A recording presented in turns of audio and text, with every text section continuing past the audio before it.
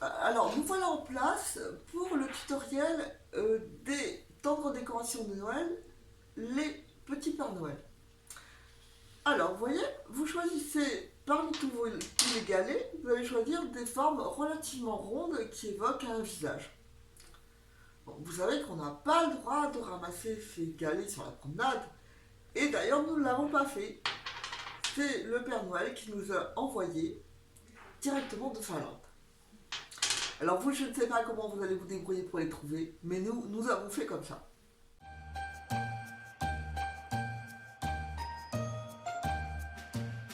Alors au niveau du matériel, voilà ce dont j'ai besoin.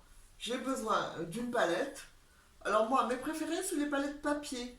Parce que finalement, les assiettes en carton, ça boit, on n'arrive pas à bien composer la couleur. La palette papier, elle est un peu, vous voyez, cirée. Et la peinture, on peut composer largement sa peinture. Et puis après, on arrache la feuille et clac, on a une palette propre sans s'embêter, quoi. C'est très très bien. Ensuite, au niveau des couleurs, j'adore la gamme PBO Déco, qui est réservée à la peinture décorative, notamment sur bois.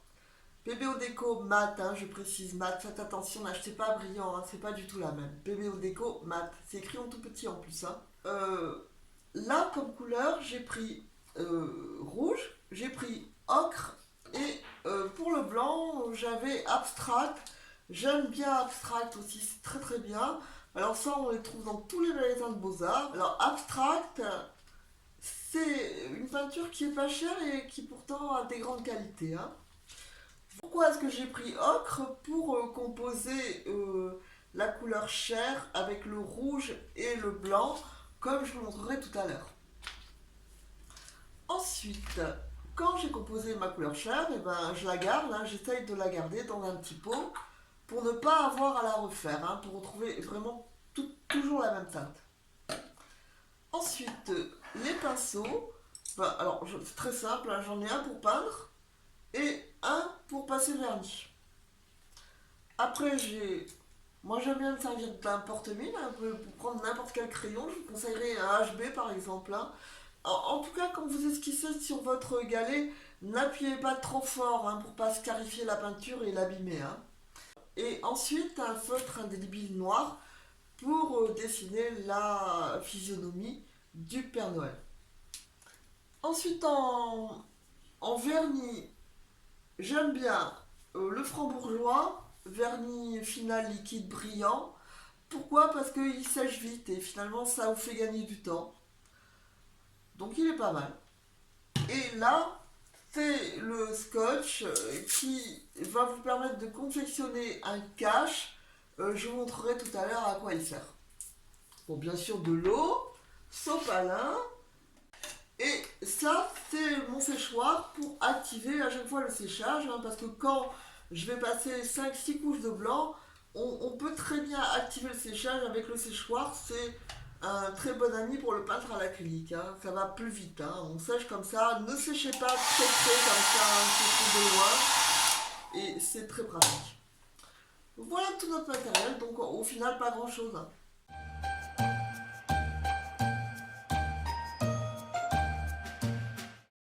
Je vais vous montrer quand même rapidement comment composer la couleur chair. Hein. Voilà comment je fais. Je prends du blanc. Je rince mon pinceau. Je prends de l'ocre jaune.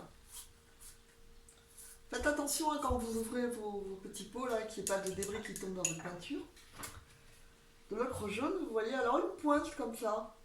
Là, comme ça. Là. Et vous arrivez sur une base chair. Mais c'est jaunâtre. C'est parce qu'il vous manque le rouge. Donc, on rince soigneusement le pinceau. On ouvre le rouge. Et on en met une toute petite pointe. Hein. C'est très très colorant comme peinture, hein, le rouge. Voilà, pas plus que ça. On mélange. Alors là, on voit que c'est rosé. C'est a priori une très bonne couleur chair, sauf qu'il nous manque du blanc. On le rajoute. Et voilà une belle couleur chair de Père Noël. Voilà, ça c'est parfait. Vous en composez quand même un peu plus et vous mettez ça dans un petit pot comme moi. Parce que une fois qu'on a trouvé la teinte, c'est assez difficile de la reproduire, hein, parce que vous voyez les proportions, c'est un peu au jugé. Donc quand vous avez trouvé une bonne couleur, vous la composez et vous la mettez à l'abri. D'ailleurs, ça se conserve 6 mois et plus maintenant dans un frigo, hein. Ça, vous pouvez la garder très très très longtemps.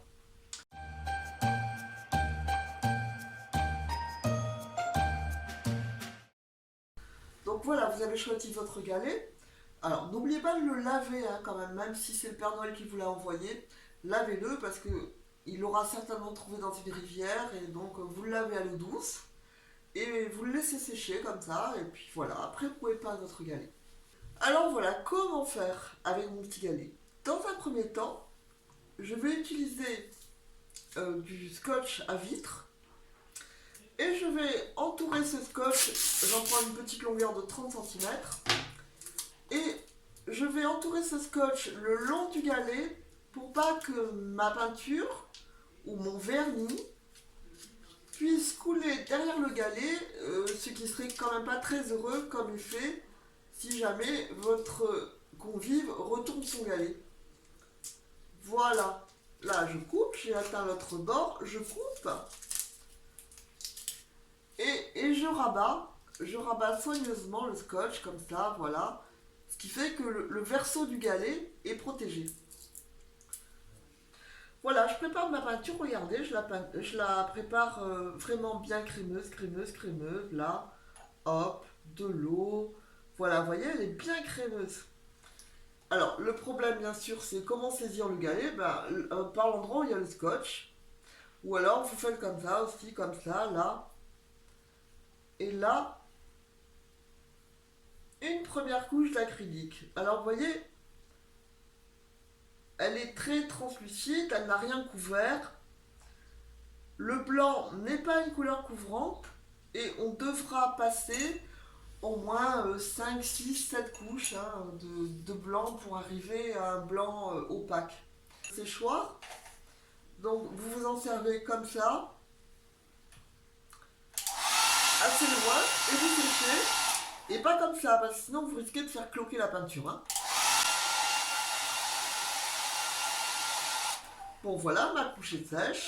Alors là j'ai peint mes 10 couches de blanc. 10 couches, 11 couches, 12 couches, c'est très rapide, hein, c'est des couches très fines. En acrylique, le principe, c'est de peindre par couches fines. Plus les couches sont fines, plus elles sont nombreuses, plus vous avez une belle couleur veloutée et opaque. Et sans, vous voyez, sans défaut. Donc voilà, à partir de là, je vais tout simplement dessiner la physionomie du Père Noël. Après ici, je vais mettre le bandeau de fourrure du bonnet. Donc vous voyez, quand vous dessinez, hein, n'appuyez pas trop, soyez doux, hein, parce que il faut surtout pas abîmer la peinture, bien qu'elle soit relativement solide. Là ici, je vais mettre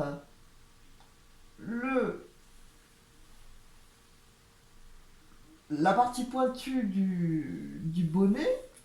Ici, je vais installer le pompon. Là, les deux yeux.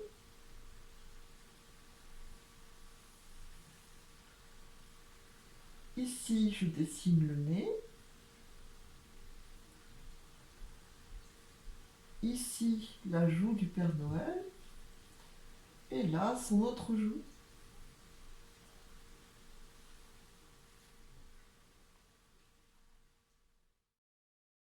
Là, vous voyez, avec la gomme électrique, par exemple, je vais gommer ce trait qui pourrait qui va me gêner. Voilà. Hein? Dans un premier temps, on va peindre le bonnet, donc avec rouge de PBO Déco. Donc c'est un rouge de Noël qui est très beau, très profond, je l'aime beaucoup. Voilà, on trempe un peu d'eau et une peinture crémeuse, crémeuse. Et voilà, on y va. On sait que la première couche va pas être belle, hein. Elle ne va pas être belle parce que c'est la première, elle ne va pas couvrir. Là, vous voyez, je suis très à l'aise parce que comme j'ai mis le scotch, je peux me permettre de déborder, je sais que je peins pas là où il faut pas. Alors, Pour peindre, appuyez bien votre main, hein. Appuyez votre main, vous voyez, je suis appuyée sur la table. Et comme ça, j'ai la main relativement sûre, hein. Là, je vais peindre la pointe du bonnet.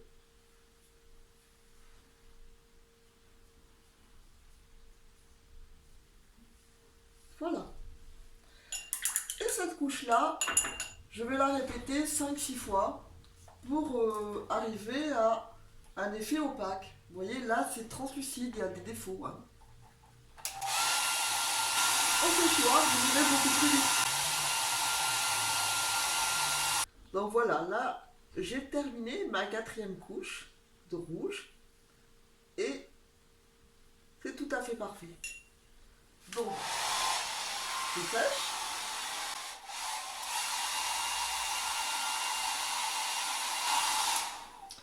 Et voilà, nickel. Et maintenant, je rince là mon pinceau et j'attaque la couleur chair que j'ai dans mon petit pot, toute prête. La voilà. Alors là aussi, je l'ai préparée crémeuse. Vous voyez, très crémeuse. Mais au cas où, j'en rajoute encore un peu d'eau pour que ça soit vraiment comme j'aime. Alors là, je peins le visage et bien sûr, je vais essayer, c'est une toute petite difficulté, je vais essayer de contourner les yeux qui doivent rester blancs. Là, voilà, comme ça.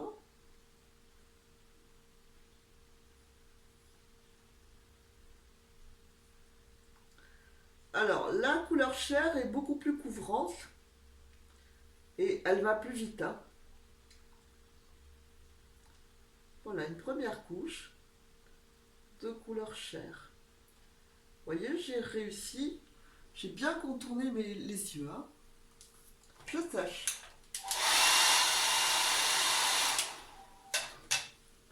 Ce qui compte dans ce genre de petite peinture, c'est le soin. Le soin et le détail. Voilà, ça vous prend juste 2 minutes de plus et vous avez un joli petit bord. Voilà, c'est terminé. Là, j'ai terminé ma peinture. Je sèche.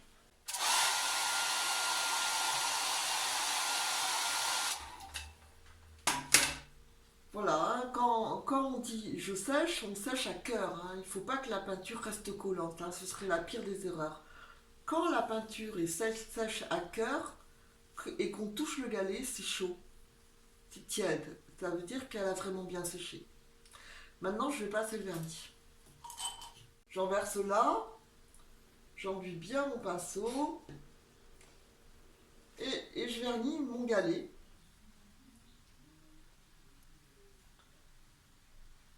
Sur toute la surface du Père Noël.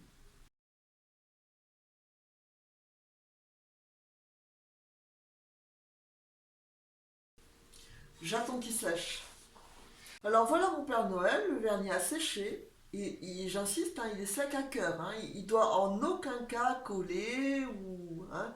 Il faut qu'il soit vraiment bien sec pour ne surtout pas engorger votre feutre indélébile quand vous allez dessiner la physionomie. Alors on dessine la physionomie. On commence par les yeux. 2 ronds comme ça. 2 ronds. Le petit iris. Vous voyez là? Hop. Alors, quand vous dessinez, appuyez bien votre main. Ne dessinez pas avec la main en l'air. Il faut appuyer la main sur la table, hein. Vous soulevez légèrement le galet. Voilà le nez.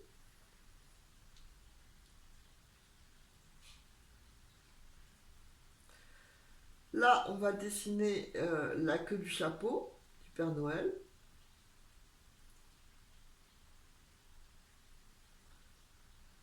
Là, vous voyez, j'ai toujours la main bien appuyée parce que c'est pas difficile à faire, mais il faut pas que la main tremble trop, hein. Elle peut trembler un peu, mais si elle est appuyée, elle tremblera beaucoup moins. Voilà. Là, je fais les petites joues du Père Noël, ici, là, ici. Et là, je vais faire la bordure de fourrure.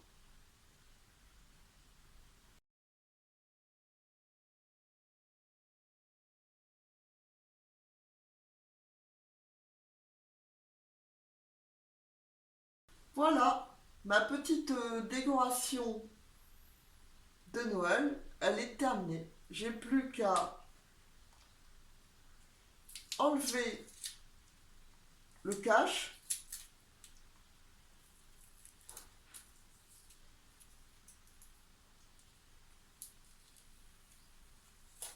Et voilà, elle est prête pour ma collection.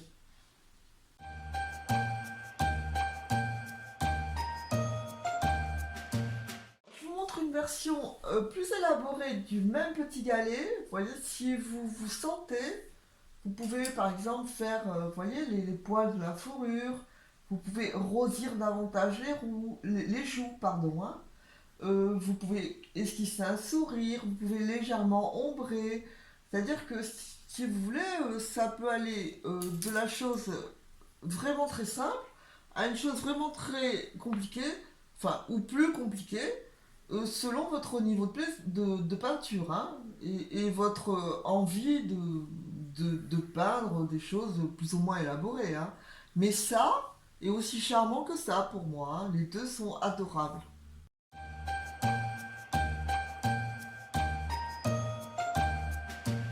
Notre petit tutoriel est terminé, donc si vous l'avez aimé, ce que j'espère, eh bien écoutez, likez la vidéo, faites-nous le savoir, partagez-la, et comme ça, ben, on en fera d'autres, et comme ça, on apprendra des choses ensemble. Donc voilà, je vous souhaite de très joyeux ateliers de Noël.